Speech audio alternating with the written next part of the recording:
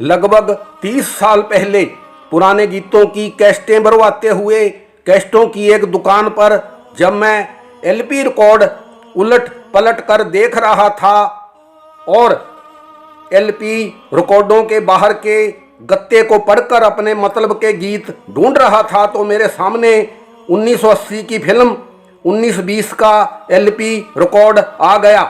1920 film के गीतों का विवरण पढ़ते हुए मैंने एक गीत में गायककारों की आवाज़ें मोहम्मद रफ़ी, उषा मंगेशकर, उदित नारायण और साथी पढ़ा तो मुझे एकदम से जैसे बिच्छू ने डंक मार दिया हो।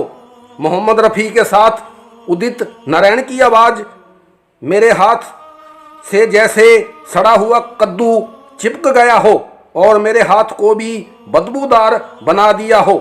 मैंने अपने हाथ में लिया हुआ वो एलपी रिकॉर्ड एक ही झटके में अपनी निगाहों के सामने से दूर कर दिया।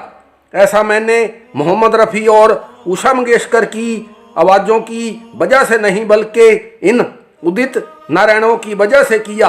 1995 तक मैं फिल्मी गायकी के उस पुराने दौर का दिवालियापन, तीन गायकों के टटपुंजियापन के कारण अच्छी तरह से देख और समझ चुका था, जिस तिकड़ी में एक नाम उदित नारायण का भी है।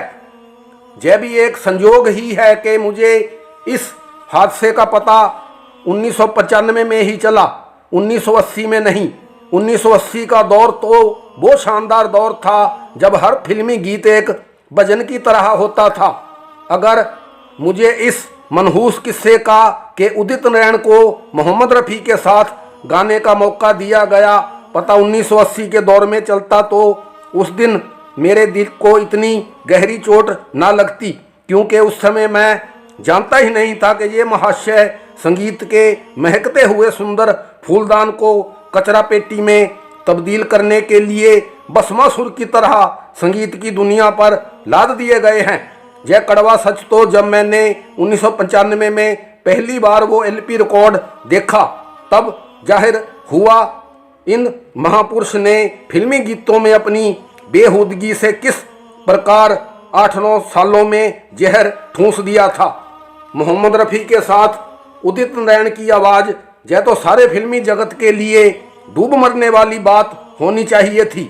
1920 फिल्म के निर्देशक स्वरूप कुमार और संगीत निर्देशक राजेश रोशन को क्या इस बात का किंचमात्र भी ख्याल नहीं आया कि वे क्या करतूत करने जा रहे हैं।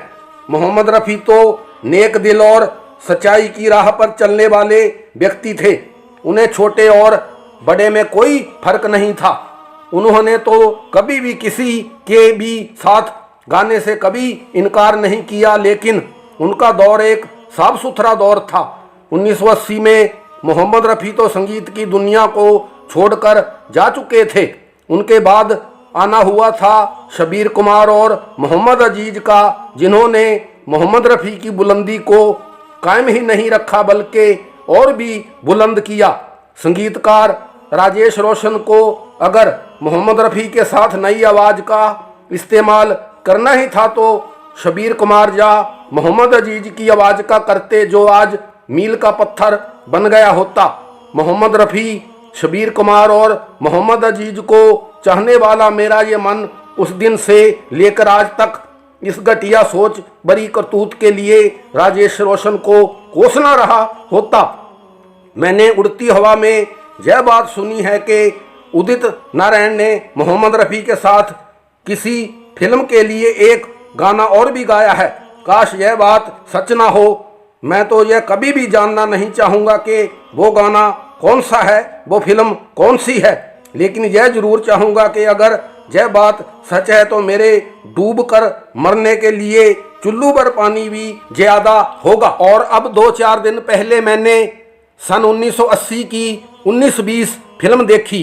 फिल्म की डिस्क्रिप्शन में मैंने जब गायककारों की फहरिस्त में उदित नारायण का नाम देखा तो सन 1995 वाला वो एलपी रिकॉर्ड वाला किस्सा याद कर मेरा खून फिर खौल उठा।